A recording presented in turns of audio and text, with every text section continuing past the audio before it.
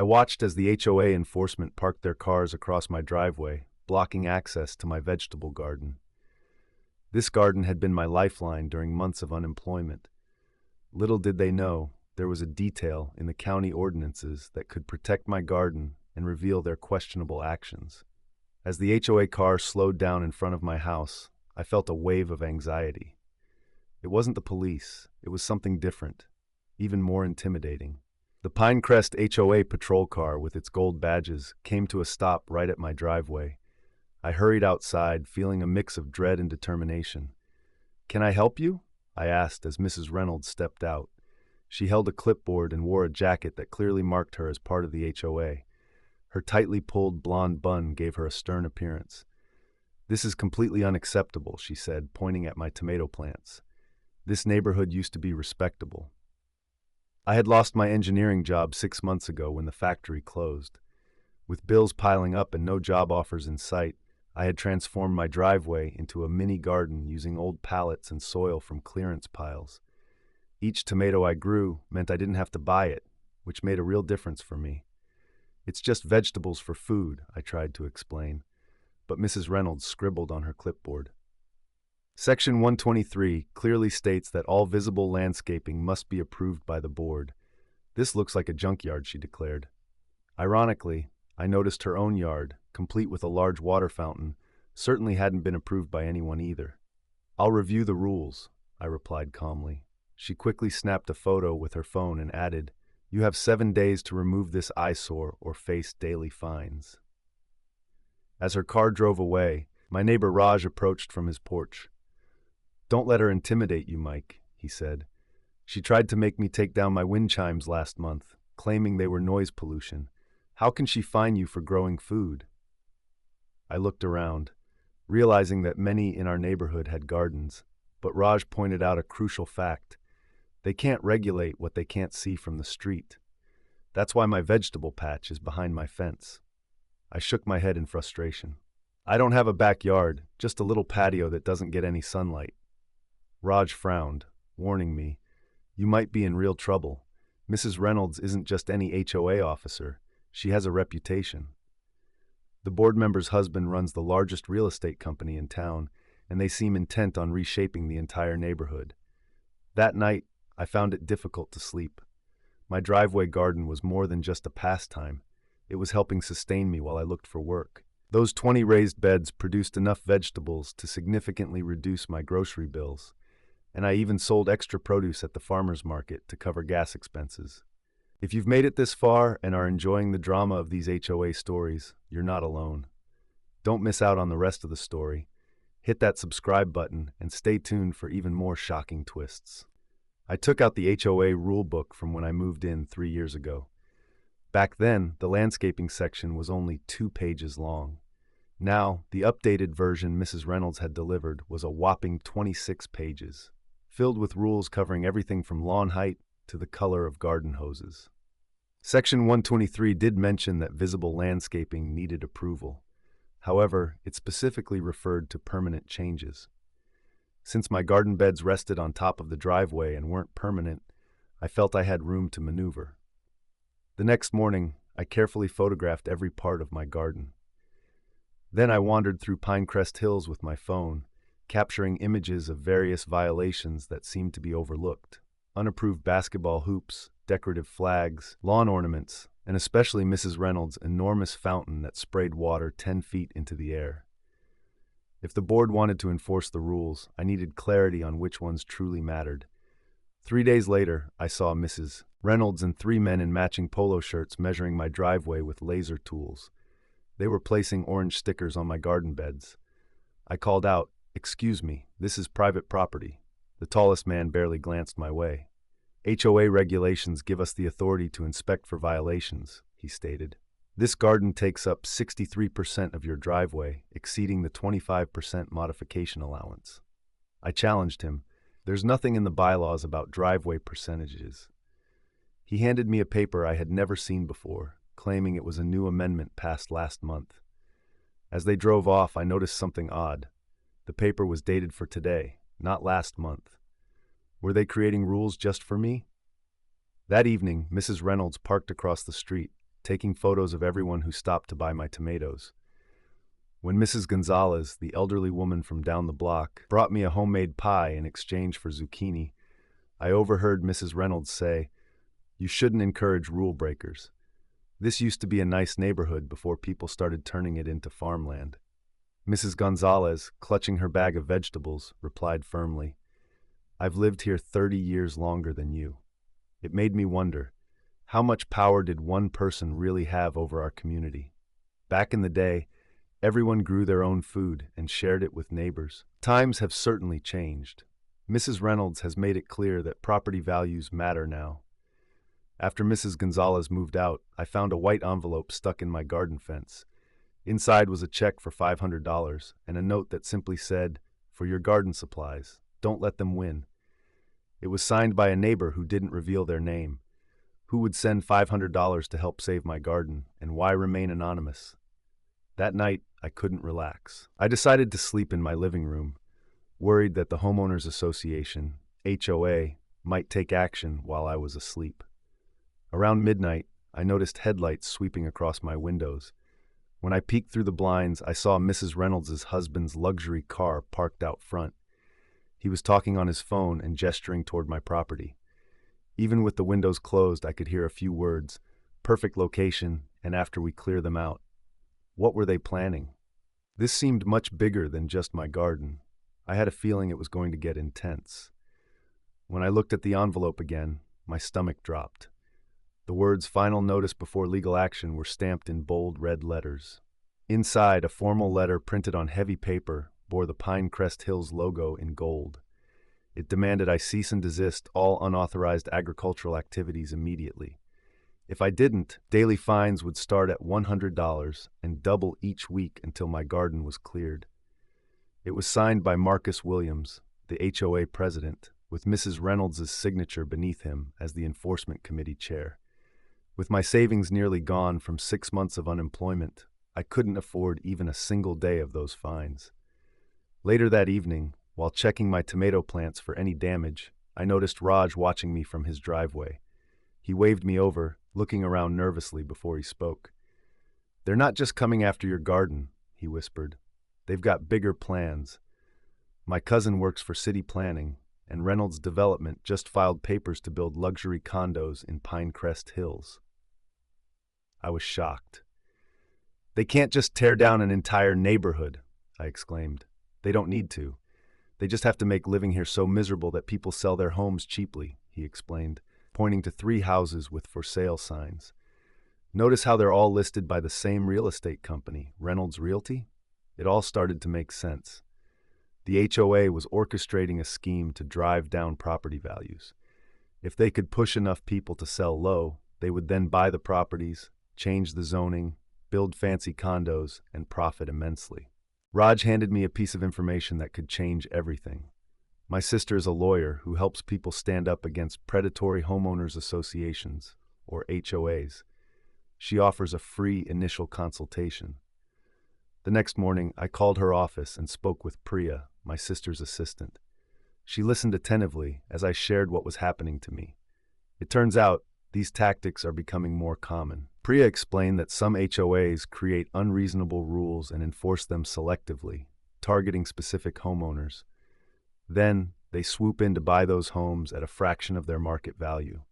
I asked, "Can they really make me remove a garden that provides for me?" That's when Priya shared an interesting point. Many states have laws that protect homeowners' rights regarding certain activities. She suggested that I look into the ordinances specific to my county. While I waited for her to get back to me, I decided to set up security cameras around my property. The anonymous $500 check I received gave me enough for a decent system, and I sensed I might need proof of what was coming. That night, my cameras captured footage of 2 men dressed in dark clothing approaching my garden at 3:17 a.m. They weren't taking vegetables. Instead, they were spraying something on my plants. By morning, half of my tomatoes had shriveled up, their leaves turning black. I quickly collected soil samples and called Priya. "We need to test this," she said after I showed her the video. "If they were using chemicals to ruin my garden, that could be considered criminal property damage." The soil tests confirmed my worst fears: the presence of commercial-grade weed killer, strong enough to contaminate the soil for months. Simply replanting wasn't an option. The entire garden was poisoned. When I returned home from the lab, I found a crowd gathered in front of my house. Mrs. Reynolds stood in my driveway with Marcus Williams and a police officer. "See, officer, this is a public health hazard," she insisted, pointing at my damaged plants. "Who knows what diseases these rotting vegetables might spread?" The officer looked uneasy and replied, "Ma'am, dying plants aren't really a police matter." But Mrs. Reynolds continued, "The chemicals being used could be dangerous. What about children who might touch those plants?" I felt a surge of anger. They had poisoned my garden, and now they were trying to use it against me. Keeping my cool, I approached them with my phone recording in my pocket. "Officer, I have security footage from last night that shows 2 individuals trespassing on my property and poisoning my plants with chemicals. I'd like to file a report." Mrs. Reynolds' surprise flickered across her face before she regained her composure. "That's ridiculous. Why would anyone poison vegetables?" I held up the lab report and replied, "I have the soil test results right here. The commercial-grade herbicide used by professional landscapers isn't available to regular consumers." After the officer took my report, he examined the video footage on my phone. "Do you recognize either of these individuals?" he asked. I couldn't identify them, but their build resembled 2 members of the HOA Enforcement Committee who had measured my driveway just days earlier. As the crowd began to disperse, Mrs. Reynolds lingered nearby. When she thought the officer was out of earshot, her friendly demeanor vanished. "You're fighting a losing battle," she said in a sharp whisper. "This neighborhood is changing, whether you like it or not. Smart people are selling while they can still get decent offers." "Why target me specifically?" I inquired, noticing the coldness in her smile. "Other people have gardens." Her expression hardened. "Your house sits on the corner lot we need for the development entrance. The faster you leave, the better for everyone." As she walked away, my phone buzzed with a text from Priya. "Found something. County Ordinance 479. No homeowner association may restrict reasonable food cultivation during declared drought emergencies. We're still under the drought declaration from last summer. Call me ASAP." My garden lay in ruins, but for the first time in weeks, I felt a flicker of hope. Mrs. Reynolds and her HOA enforcers thought they were untouchable, but they had overlooked an important legal detail. What I needed now was proof connecting them to the vandalism, and I knew exactly where to begin my search. I rushed home from my job interview and spotted some unusual figures on my property from 2 blocks away. 3 men in identical blue polo shirts with Halo enforcement stitched on their chests were crawling around my garden beds, measuring tapes and clipboards in hand. My heart raced. It was clear they hadn't wasted any time. "What exactly do you think you're doing?" I shouted, nearly tripping as I ran toward them. "You can't just walk onto my property." The tallest man, a gray-haired guy with a military-style haircut, didn't even look up from his laser measuring tool. "Actually, we can. I'm Doug Peterson, head of enforcement. HOA Bylaws Section 221 gives us full authority to inspect any visible violations." "There's nothing in the bylaws about garden size," I argued, stepping in front of him to block access to my prized beefsteak tomatoes. Finally, Doug glanced at me, his expression unreadable as if he'd rehearsed this moment countless times. Section 147 states aesthetic consistency requirements. This garden is exactly. My lawn was just a couple of square feet over the approved size for a garden, and the tomato stakes reached 3 inches above the allowed height. Before long, a few neighbors had gathered by the edge of my yard. I noticed Mrs. Reynolds observing from her BMW, sunglasses on despite the cloudy weather, with a slight smile at the corners of her mouth. "Show me where it says I can't grow food," I said, trying to grab Doug's clipboard, but he pulled it away. "We've received 7 complaints about odors, insects, and unsightly plants," he stated. "The HOA board voted unanimously last night to take immediate action." I frowned. I wasn't informed about any meeting. He responded flatly, "Emergency session." It was properly posted on the community bulletin board at the pool. But the pool had been closed for renovations for 3 weeks. Just then, one of the younger men, his hair slicked back, stepped out from my backyard. Sir, we've also noted violations behind your property. The compost bin exceeds size limits. The rain barrel is not on the approved list, and the chicken wire doesn't meet our approved materials. You went into my backyard without permission! I shouted, realizing that this was exactly the reaction they wanted, to make me seem unreasonable in front of the gathering crowd. I took a breath.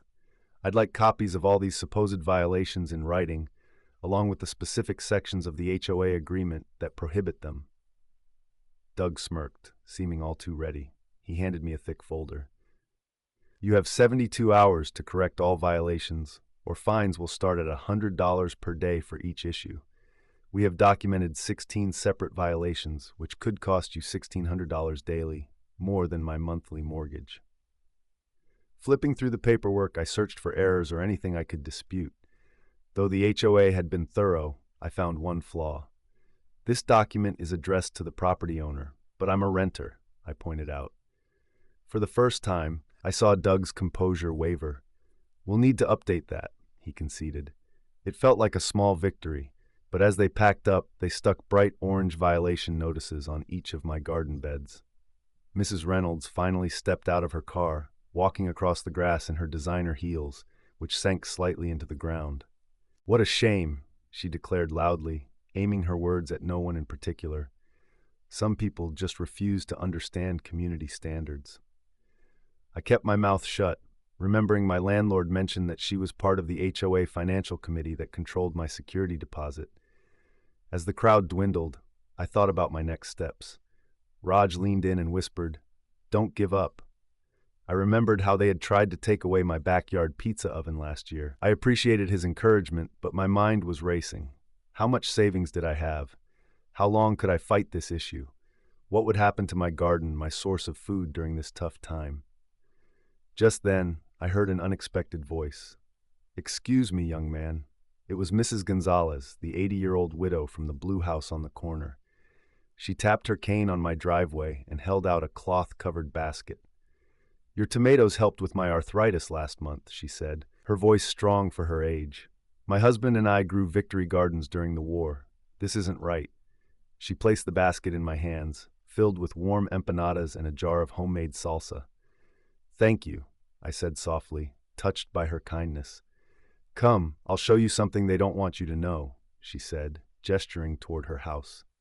As we walked, she shared how the homeowners association had changed since Mrs. Reynolds joined 3 years ago. "They care more about appearances than people now," she sighed. I promised to visit her properly the next day, but hurried back home to review the violations folder, seeking any weaknesses in their case. The street was quiet, as if the drama had finally settled.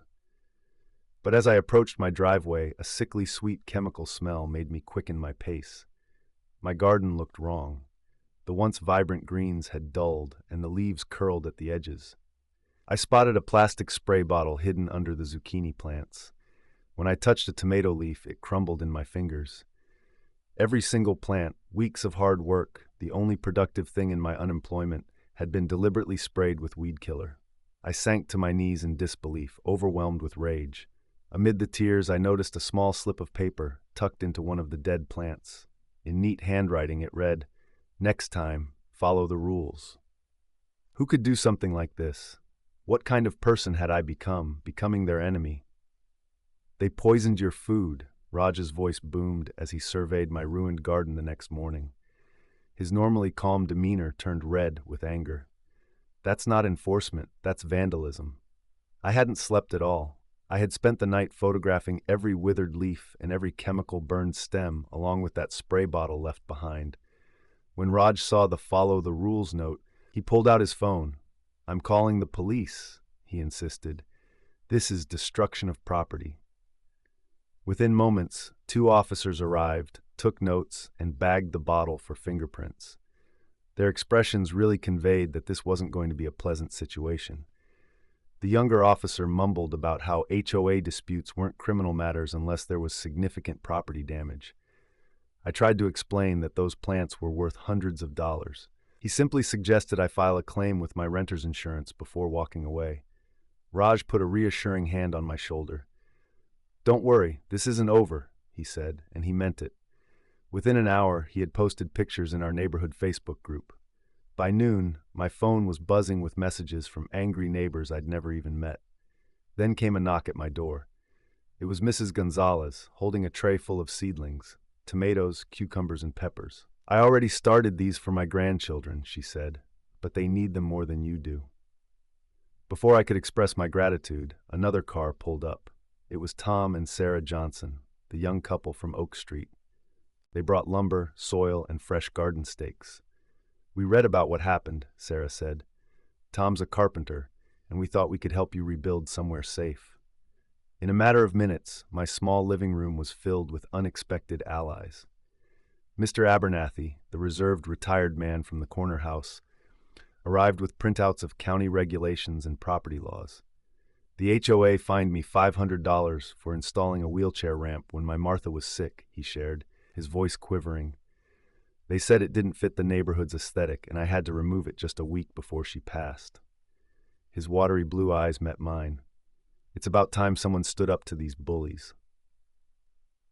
More neighbors showed up. The Patels brought samosas and legal advice. Mrs. Patel was a paralegal. The Gonzalez grandchildren appeared with hand-painted signs proclaiming, "Food is not a violation."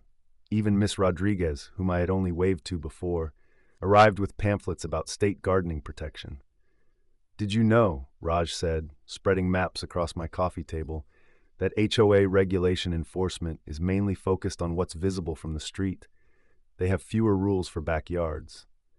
Tom nodded as he sketched quick designs for raised garden beds we could build behind my fence, explaining that the HOA would need a warrant to even see them. Mrs. Gonzalez tapped her cane to get everyone's attention. In 1943, the government encouraged victory gardens during rationing. I still have pamphlets proving that food gardens were considered a patriotic duty. Mr. Abernathy then interjected, "The real issue is selective enforcement." He spread out photographs showcasing various HOA violations throughout Pinecrest Hills.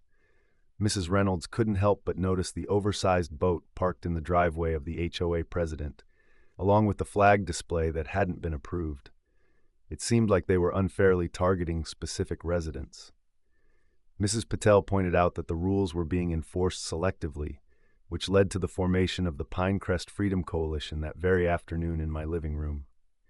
Our first action was to move my garden to the backyard, where it would be beyond the HOA's control. We made sure to document each instance of selective enforcement. As we worked to install new garden beds behind my fence, Mrs. Gonzalez kept an eye on us from her lawn chair. She remembered a time, 30 years ago, when neighbors would help one another out before these strict rules took hold. By sunset, I had new garden beds filled with fresh soil ready for Mrs. Gonzalez's seedlings. The coalition divided up responsibilities. Mr. Abernathy was tasked with researching legal precedents. The Patels took on documentation of violations, and Raj was setting up a secure online forum for homeowners facing similar issues. As everyone left, promising to reconvene in 2 days, I felt a strange sense of loss and gain. I had lost my garden, but found a new community. I lingered outside, watering the new plants until dark. Then I noticed a sleek black BMW passing by and stopping near my house. The window rolled down, revealing none other than Marcus Williams, the HOA president. "Got a minute?" he asked in a low voice. I approached him cautiously, garden hose still in hand. "I didn't approve what happened to your garden," he said with a sigh. "That went too far." "Then why didn't you stop it?" I asked, my frustration growing. He glanced around as if he were gauging the atmosphere. "This isn't just about your garden. Mrs. Reynolds is running for city council. She needs the neighborhood to look perfect for her campaign. Photographers are coming next week." Suddenly, everything clicked. This whole crackdown was tied to her political ambitions. "But that doesn't give anyone the right to destroy food," I countered. "I agree," he said, surprising me. "But I'm warning you, if you keep fighting, they'll find other violations. Your fence is half an inch too tall, your mailbox is the wrong shade of brown, and they measured your grass last week. It's 1/8 of an inch over the regulation height. They could hit you with hefty fines." I studied his face, trying to figure out why he was sharing this information. "Why tell me this?" "Because I've lived here for 20 years, he said earnestly. "This used to be a real neighborhood." As I watched the BMW turn the corner, I couldn't shake a growing concern. Mrs. Reynolds had made it clear she was not someone who liked to lose. Water from the sprinkler soaked my shoes, a stark reminder of what was at stake.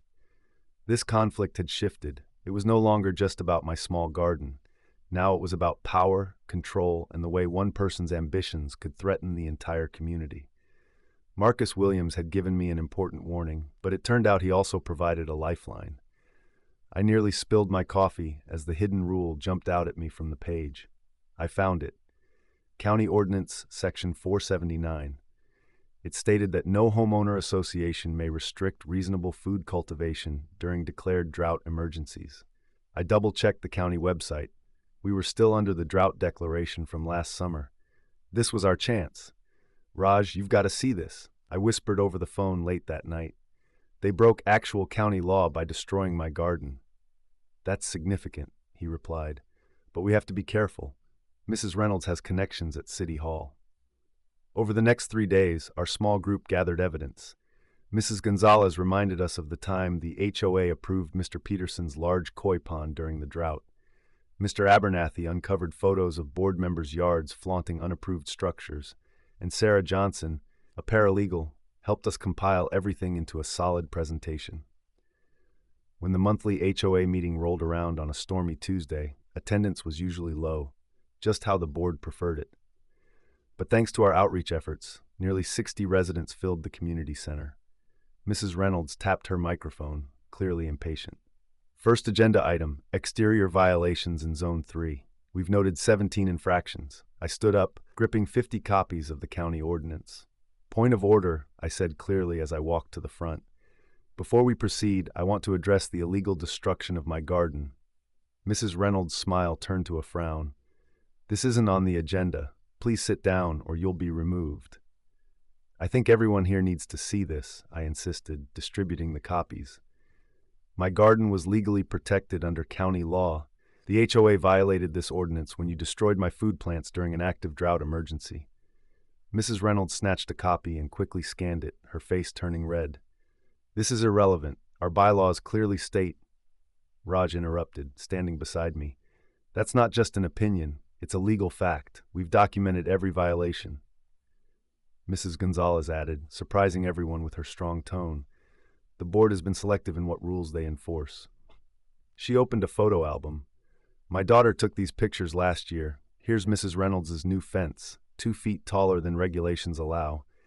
And look at Mr. Peterson's boat, parked in his driveway for 6 months, against Section 8 rules. The room started to buzz with whispers. People began raising their hands, and some even stood up.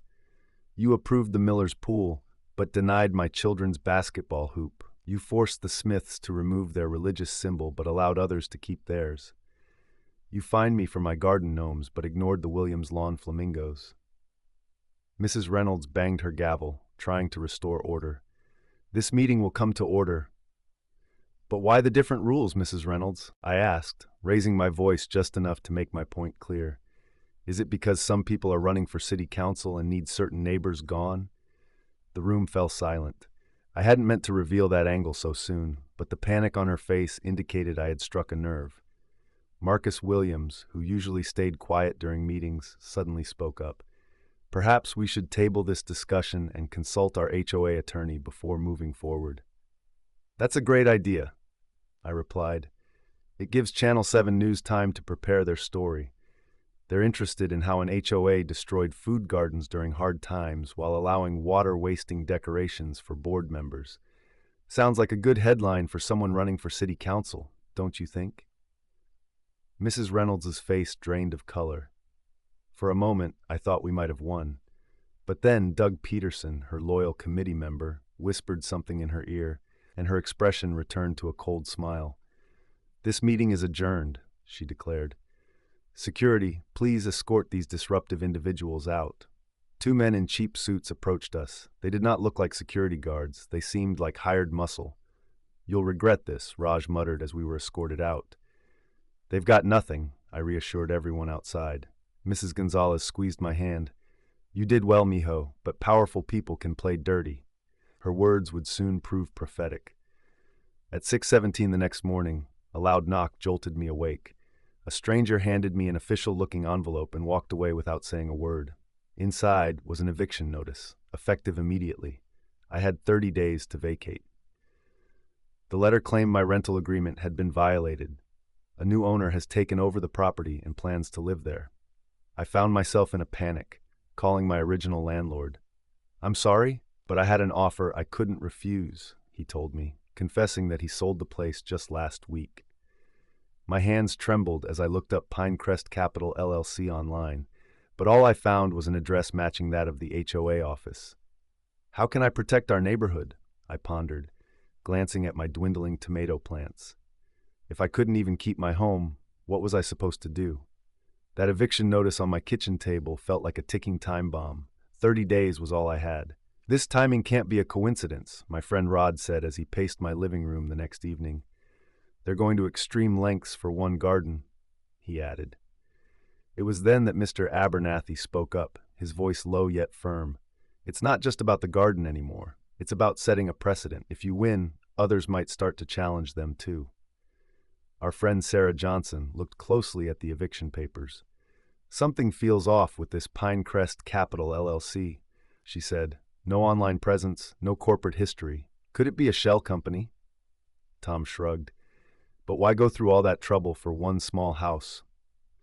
That's when Mrs. Gonzalez, who had brought a casserole despite her aching arthritis, chimed in. "What if it's not just your house?" The room quieted as we absorbed her words. "Check the property records," Mr. Abernathy suggested. "I've been in real estate for 40 years. The county keeps all sales in public databases." As I fired up my old laptop, Sarah reached out to some former colleagues for help. 2 hours later, we all stared in disbelief. Pinecrest Capital has purchased 7 properties in our neighborhood over the last 3 months, Sarah reported, spreading the printouts across my coffee table. "And look at this," I added, turning my laptop around to show them. Pinecrest Capital LLC was registered only 4 months ago. The listed agent is M. Williams Consulting. "Marcus Williams?" "Raj, the HOA president," exclaimed. Mr. Abernathy nodded gravely. "It's a classic strategy. First, enforce strict rules to drive down property values and upset homeowners. Then, buy the distressed properties at a discount." "But why focus on the north side?" Mrs. Gonzalez asked. Tom, who worked for the city's transportation department, pulled out his phone. After a quick search, he whistled softly. "The city council is voting next month on expanding commercial zoning along Murray Road. In our neighborhood, there are residential properties along the north side that could be changed into businesses near Murray Road. This isn't about my garden," I clarified. "It seems like there's a plan to completely transform the entire area." Mrs. Reynolds has been elected to the city council to support this rezoning. Meanwhile, Marcus Williams is quietly purchasing properties to sell for a big profit. Those who raise any concerns are targeted by the homeowners association until they decide to leave. Raj began to piece it all together with unsettling clarity. The strict enforcement of rules, the property acquisitions, all linked to Mrs. Reynolds' campaign promoting neighborhood improvement and economic growth. Sarah frowned at another document. Pinecrest Capital made a $225,000 donation to Reynolds for her city council campaign last month. "That can't be legal," she said. "It's a gray area," Sarah replied. "Businesses can technically donate to campaigns." Tom was frustrated. "We need to expose this. It's clearly corruption." I reminded him that they would deny everything. "We need concrete proof connecting the HOA's actions, the property buys, and the rezoning plan." Raj's teenage dog had been quietly studying while we discussed this when he suddenly chimed in. "Mrs. Reynolds' campaign website says she's hosting a donor reception at the country club tomorrow night. What if someone could get in and overhear her conversations with supporters?" We exchanged knowing glances. "I've worked those events before," said Mrs. Gonzalez. "The catering company always needs extra help. They don't pay much attention to the staff." The plan came together quickly. Mrs. Gonzalez would work the event, Tom would use his city employee badge to access planning department files, and Sarah would dig deeper into property records. "What about your eviction?" Raj asked quietly as others continued discussing the strategy. "One step at a time," I replied. "We need to focus on saving the neighborhood first." The next evening was filled with anticipation as we waited for Mrs. Gonzalez's call. When my phone finally rang at 11:22 p.m., her voice trembled with excitement. "You won't believe what I heard," she whispered. Mrs. Reynolds told the donors they'd see a 300% return on investment once the Pinecrest Hills commercial corridor is approved. She even showed maps. They're planning to demolish the entire north section for shops and restaurants. "Did she mention the HOA's involvement?" I asked. "Better yet," Mrs. Gonzalez said. "Marcus Williams was there, promoting her as the partner who will turn their vision into reality. He boasted about how they've been encouraging turnover in key areas." I paused when I heard that Miho mentioned my house as the last holdout in Phase 1 of the development plan. It made sense why they were so aggressive with my garden. My home would be at the entrance of their future project. Gonzalez added that the vote for rezoning was set for next Tuesday. If it went through, there would be no stopping them. We had just 5 days to put a stop to a corrupt HOA president, a power-hungry city council candidate, and their wealthy backers who wanted to reshape our neighborhood. And on top of that, I still had that eviction looming over me.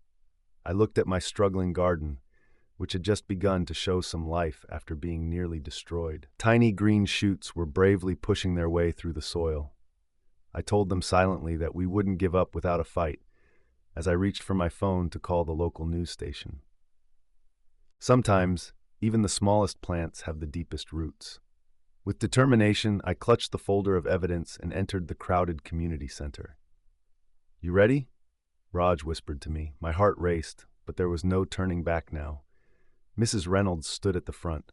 Her perfect smile vanished as she spotted the Channel 7 news van pulling up outside. "Before we discuss garden violations," I said, stepping to the center of the room so everyone could see, "I'd like to share some documents." I held up property maps that clearly showed all the homes receiving violation notices. "Does anyone notice anything unusual about these marked houses?" The crowd murmured in confusion as I overlaid another map, the hidden redevelopment plan we had found filed with the county. These marked homes lined up perfectly with the Phase 1 plans for the luxury condo project. "This isn't just about my tomatoes," I said, keeping my voice steady even as my hands shook. "It's about pushing certain people out of their homes." In a swift motion, Mrs. Reynolds lunged for the microphone. "He's lying. This meeting is about rule violations, nothing more." Then Mrs. Gonzalez slowly stood up, using her cane for support. "Then how do you explain that your brother-in-law purchased 6 properties in our neighborhood through shell companies last month?" The news camera turned toward Mrs. Reynolds, whose face was turning as red as my prized tomatoes. "And why did Pinecrest Development LLC donate $25,000 to your campaign?" added Mr. Abernathy, holding up campaign finance reports.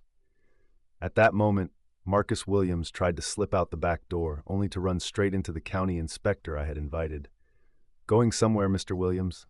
We have questions about these rezoning applications you signed." Mrs. Reynolds knocked over a water pitcher in her rush to escape. The meeting was taking a turn, and it was becoming clear that the crowd was waking up to the truth. I calmly explained to my lawyer why it was important to address the destruction of food gardens during a declared drought emergency. This act goes against County Law 47.9, which I made sure to highlight for the reporters. 2 weeks later, official letters arrived at every home in Pinecrest Hills announcing that the HOA board was suspended while an investigation took place. Additionally, Mrs. Reynolds' campaign manager chose to withdraw from the city council race for personal reasons, and curiously, the rezoning application vanished. More importantly, my garden didn't merely survive, it thrived. This spring marks a year since our victory, and now, instead of one garden, there are 37 blooming throughout the neighborhood. Just yesterday, the school bus made a stop so children could marvel at Mr. Abernathy's giant pumpkins. Mrs. Gonzalez even won a blue ribbon at the county fair for her salsa recipe, which featured my tomatoes. Roger's solar panel design is powering the irrigation system for our community garden. Best of all, the new neighborhood association, instead of an HOA, meets monthly in my backyard where we exchange seeds, stories, and support. Since Mrs. Reynolds moved away last fall, I sent her a basket of homegrown vegetables as a farewell gift. I added a note that sometimes the strongest tool we have is knowing the law better than those who try to use it against us. As I look at my garden now, flourishing where a driveway once lay, I can't help but smile. That one small seed of resistance has grown into something unassailable, something that can't just be bulldozed away. It's quite the turnaround for a garden that was once said to lower property values.